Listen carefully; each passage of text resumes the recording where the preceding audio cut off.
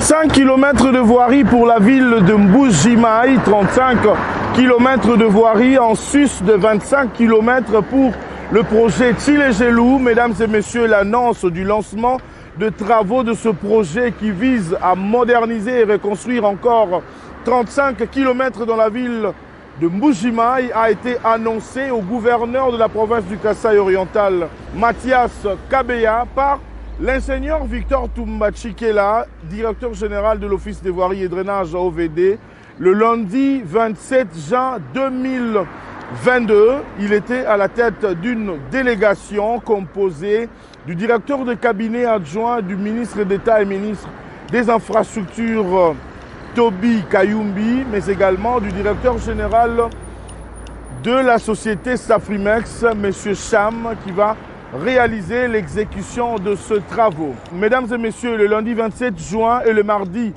28 juin 2022, premièrement, cette délégation a eu à faire la reconnaissance des axes et des artères choisis pour la réhabilitation et la modernisation, tandis que le mardi, le directeur général Victor Toumba-Tshikela de l'OVD a, avec sa délégation, inspecté les travaux du projet Tshilé-Gelou. Laissez-moi vous dire que 16 km de route sont déjà prêts à recevoir l'enrobé et près de 2 km déjà bétonnés. Au cours de ce numéro, mesdames et messieurs, vous allez suivre une interview exclusive que Victor Toumba-Tshikela, directeur général de l'Office des voiries et drainages, a accordée à votre magazine. Ainsi se présente le menu de ce numéro, mesdames et messieurs, qui vous amène dans la ville de Mbuji-Mayi, dans la province du Kasaï oriental. Mesdames et messieurs, bienvenue à toutes et à tous à votre magazine, notre magazine RDC Infrastructure et Développement, que j'ai le réel plaisir de vous présenter ce jour. Bienvenue.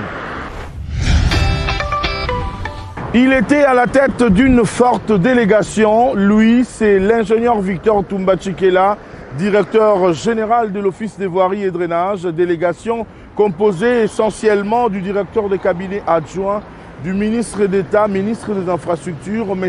Toby Kayumbi, mais également de M. Cham, directeur général de la société Safrimex, société qui va réaliser les 35 km de voirie dans la ville de Mbuji-Mayi. Mesdames et messieurs, je vous convie à suivre premièrement les activités qui ont été réalisées le lundi 27 juin, l'audience, séance de travail avec le gouverneur, mais également la reconnaissance des axes qui seront reconstruits dans la ville de Mbuji-Mayi. Mesdames et messieurs, on se retrouve juste après, suivez.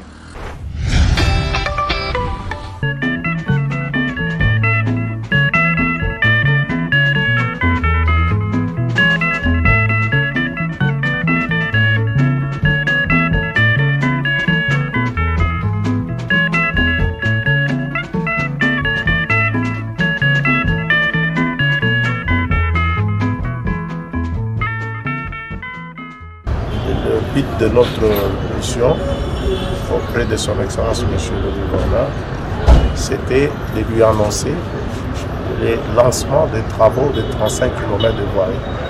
Comme vous le savez, le chef de l'État, dans le cadre de sa vision Le peuple d'abord, il est très soucieux du développement des infrastructures.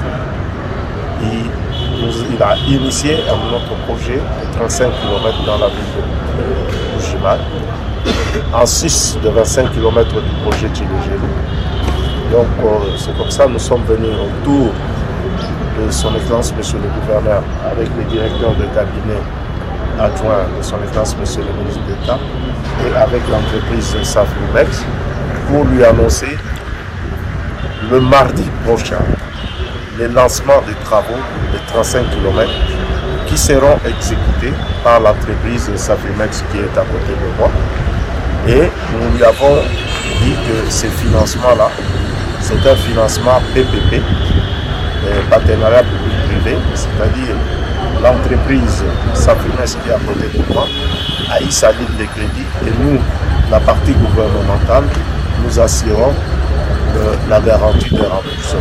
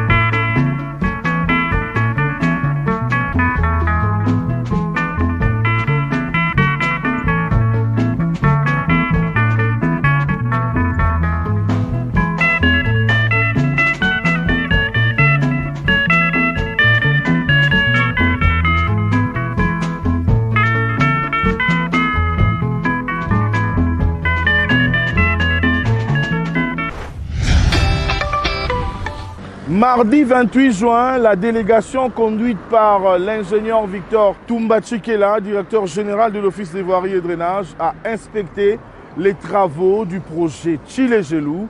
À ce jour, mesdames et messieurs, je tiens à vous signaler que 16 km déjà prêts pour recevoir les enrobés. Mesdames et messieurs, il y a près de 2 km de route déjà bétonné. Nous sommes dans la ville de Mbuji-Mayi. Le projet Tchilé-Gelou évolue correctement. Vous allez suivre sur ces images un reportage No Comment que nous vous proposons. Suivez et on se retrouve juste après.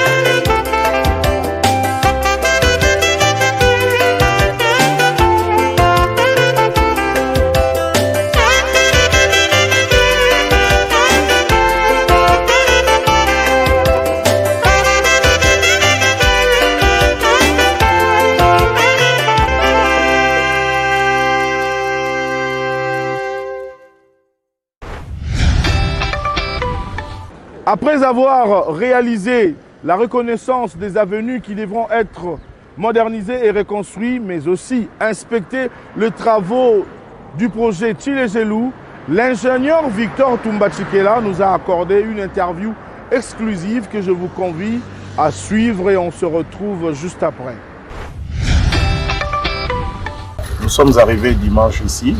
On était une délégation. Je ne suis pas seul. Je suis accompagné avec le directeur de cabinet du ministre d'État aux infrastructures et travaux publics, avec les conseillers Pius, aussi du ministre d'État. Et nous sommes venus pour deux choses, disons trois.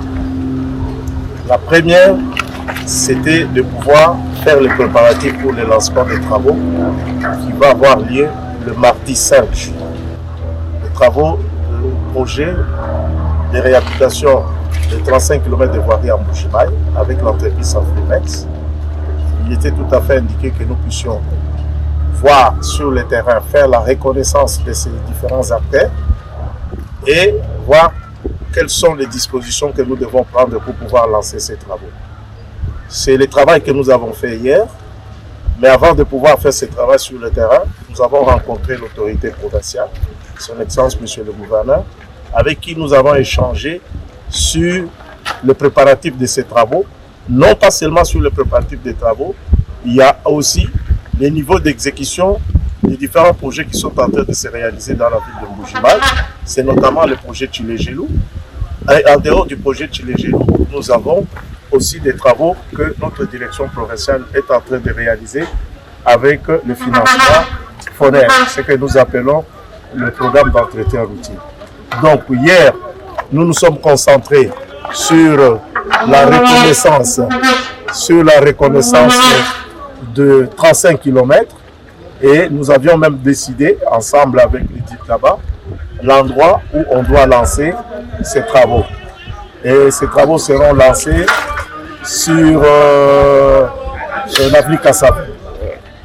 Et aujourd'hui, nous avons voulu, même hier déjà, nous avons pu suivre les travaux que la direction provinciale est en train de réaliser à ce qui concerne les travaux de la lutte anti-érosive vers le pont Loubilangi. Et nous avons vu les travaux qui sont réalisés par la direction provinciale. Nous pensons que c'est des travaux de grande importance et au moins, il faut compter au moins 80% des travaux qui sont complètement réalisés. Et c'est avec insatisfaction que nous avons constaté que ces travaux sont en train d'être réalisés. Nous avons voulu aussi aller à la base de CGCD parce que, comme vous le savez, CGCD va être mis à profit, à contribution pour un certain nombre de choses. Donc, aujourd'hui, CGCD a une base vie où on produit les concassés, ou aussi il y a l'usine d'Enrobé. Et nous pensons que CREC 7 pourra s'appuyer sur les structures de CGCD à ce qui concerne le travaux qu'il est en train de réaliser. Aujourd'hui, nous avons fait le tour ensemble pour les travaux de Tshilé-Gelou. Il est vrai que sur les 25 km, nous pouvons compter au moins 16 km qui sont prêts en termes de couches de base, en termes de couches de fondation, en termes d'assainissement.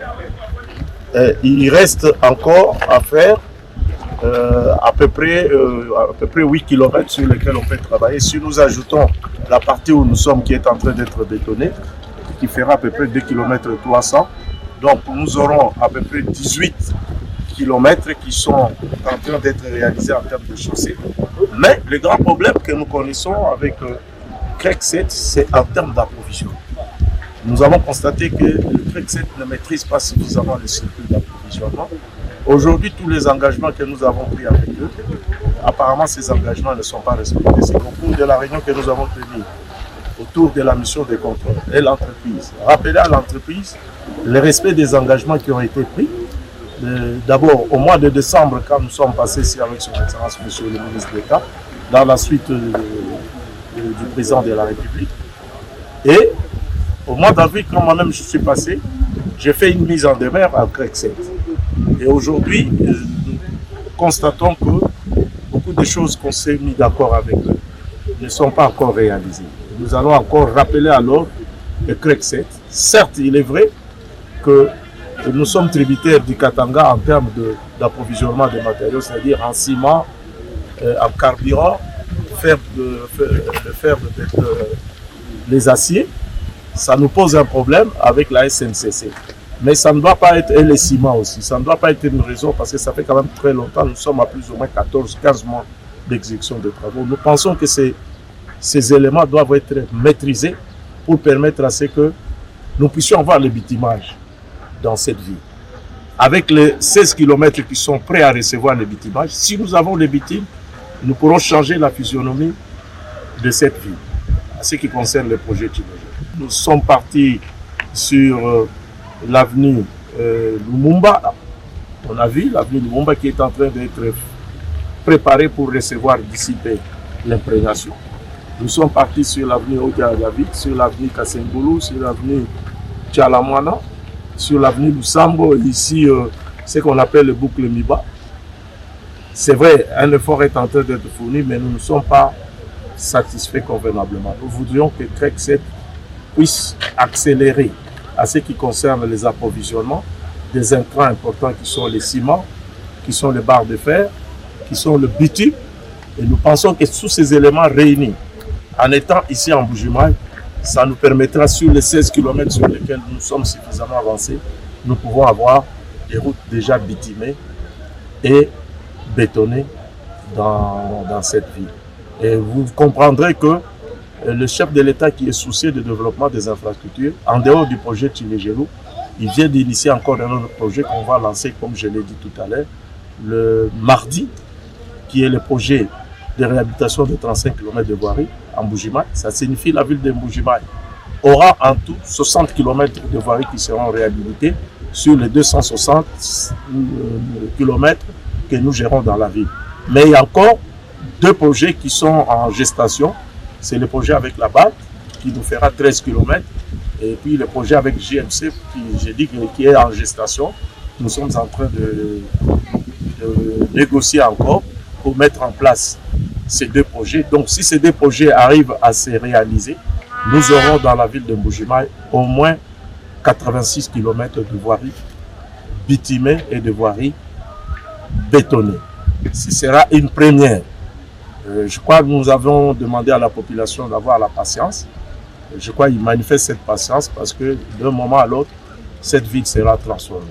Parce qu'avec l'encadrement que nous avons de notre ministre, le ministre d'État, ministre des Infrastructures et des Travaux publics, son encadrement, ses orientations nous permettent de pouvoir travailler vraiment dans la volonté et la vision du chef de l'État pour pouvoir réaliser et développer les infrastructures. Vous savez, quand on commence un projet, il y a plusieurs étapes. Vous avez ce que nous appelons l'étape de l'identification. Après l'étape d'identification vient l'étape des études et d'évaluation. Et peut-être les gens ne voient pas qui se fait en amont. Vous avez l'étape de la planification, et puis l'étape d'exécution, et puis l'étape de clôture. Donc au départ, nous avions commencé par l'identification des artères. Que les gens n'ont pas les endroits pour pouvoir sortir. Donc vous avez la commune d'Ipemba, c'est ça, qui est complètement enclavée. Mais quand nous allons réaliser cette voirie, ça permettra de désenclaver les quartiers. Voilà un des critères sur lesquels nous nous basons. Et nous voulons aussi une interconnexion avec les projets qui existent, notamment le projet Tshilégélou. Quand vous voyez ce que nous sommes en train de faire avec le projet de 35 km, nous voulons que ça soit intégré pour qu'on ait une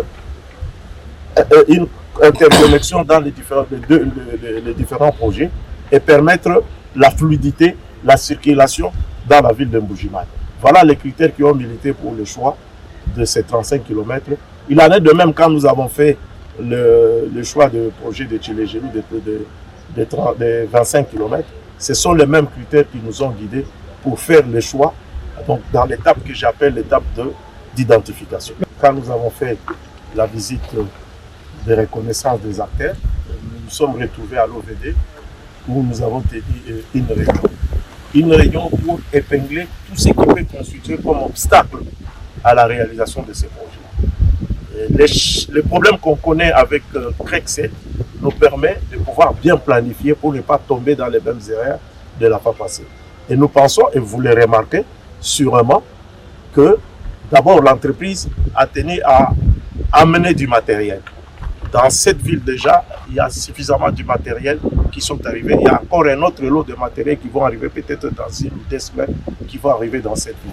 Et en même temps, parce que ce qu'il faut reconnaître, c'est que l'approvisionnement de Mbuji-Mayi est tributaire du Katanga. Les ciments viennent de ce côté-là, les carburants viennent de ce côté-là, le fer à béton vient de ce côté-là. Le bitume, c'est vrai, on va peut-être l'acheter à l'extérieur, mais la meilleure façon pour faire entrer ça, c'est de passer par les Katanga et de pouvoir. Et amener les matériaux, les intrants, c'est la SNCC. C'est là où nous pouvons transporter de grandes quantités. C'est vrai, nous pouvons faire la route, mais avec l'état de nos routes, ça nous pose un problème. Et nous sommes en train d'examiner avec le DIRCABA, avec qui on est, de voir, de toquer auprès, faire une plaidoirie auprès des autorités pour que cette fois-ci ici, nous puissions voir des séances de travail avec la SNCC pour planifier des convois spéciaux qui peuvent être ramenés les matériaux. L'entreprise Safrimex est une entreprise qui est bien outillée et qui déjà a pris beaucoup de contacts, notamment à partir du Katanga, où ils ont déjà placé la commande de ciment. Mais en attendant, pour pouvoir démarrer les travaux, ils se sont avisés de pouvoir acheter localement les ciments, en attendant que les ciments qu'ils ont commandés arrivent. Il en est de même à ce qui concerne le carburant.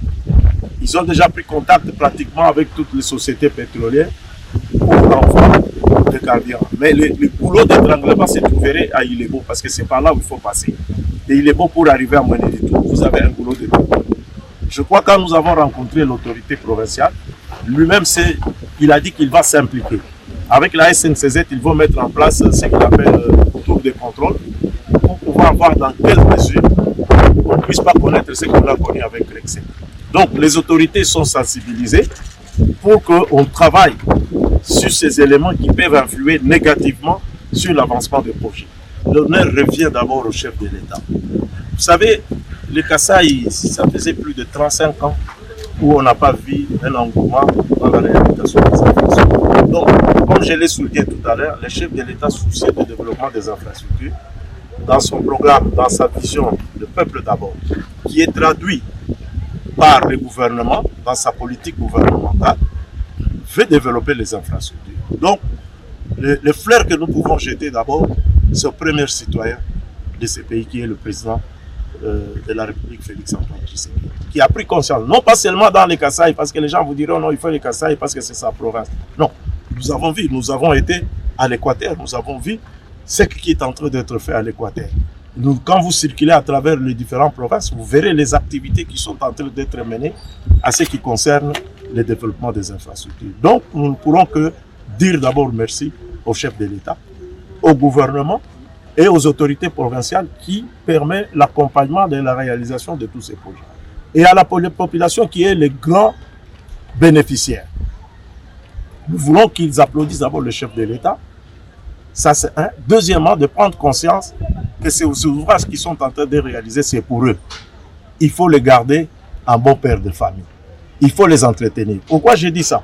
Vous voyez, on est passé à certains endroits où les caniveaux sont déjà faits, mais vous les trouvez, sont déjà bouchés. Ça, c'est la population. Là, nous demandons le Broukoumès, c'est-à-dire en commençant par l'autorité provinciale, l'autorité urbaine, les Broukoumès, les chefs des quartiers, nous les sensibilisons pour qu'ensemble, ils puissent sensibiliser, disons, excusez-moi la tautologie, la population de ne pas jeter des détritus ni des immondices dans les caniveaux. Vous savez, la ville de Mbuji-Mayi a un grand problème en termes des assainissements. Vous voyez que tous les projets qui sont en train d'être faits, on met l'accent sur l'assainissement. Le grand problème de Mbuji-Mayi, c'est que les exutoires naturels se retrouvent à des distances très longues. Donc vous avez la Mouya, la Kanchi, et l'autre rivière, c'est quoi encore? Mbuji-Mayi. Ce sont des rivières qui se retrouvent à 4-5 km. Voilà pourquoi nous mettons l'accent d'abord sur l'assainissement. Et vous voyez, c'est une ville où vous avez 400 têtes d'érosion. Si nous faisons très mal les assainissements dans les projets qui sont en train d'être réalisés, nous allons créer d'autres problèmes. C'est pourquoi nous faisons très attention aux problèmes d'assainissement. Pour que tous les eaux qui vont être données dans le cadre de projets que nous sommes en train de réaliser soient maîtrisés et ramenés vers les exutoires naturels, qui sont les rivières qui entourent la ville de Mbuji-Mayi. Donc c'est là où nous demandons à la population d'accompagner ces projets. Tous ces projets qui sont en train d'être mis, c'est pour eux qu'ils puissent vraiment utiliser toutes ces infrastructures en bon père de famille. C'était pour nous un grand plaisir de vous savoir très nombreux devant vos petits écrans. Mesdames et messieurs, cette émission est terminée. Vous nous avez pris en cours. Je tiens à vous rappeler que nous avons focalisé ce numéro au niveau des réalisations du projet Tshilé-Gelou dans la ville de Mbuji-Mayi, mais également sur le 35 km de voirie qui seront lancés bientôt. Déjà, j'annonce que c'est le mardi 5 juillet que le ministre d'État et ministre des Infrastructures va faire le déplacement pour lancer ces projets. La ville de Mbuji-Mayi va bénéficier de 35 km de voirie en sus de 25 km du projet Tshilé-Gelou. Mesdames et messieurs, ainsi s'achève ce numéro. C'était pour nous un grand plaisir de vous avoir très nombreux. On se retrouve la semaine prochaine. Pour ne rien rater, abonnez-vous sur notre chaîne YouTube Aimé Mutombo. Le rendez-vous est pris pour la semaine prochaine. Mesdames et messieurs, au revoir.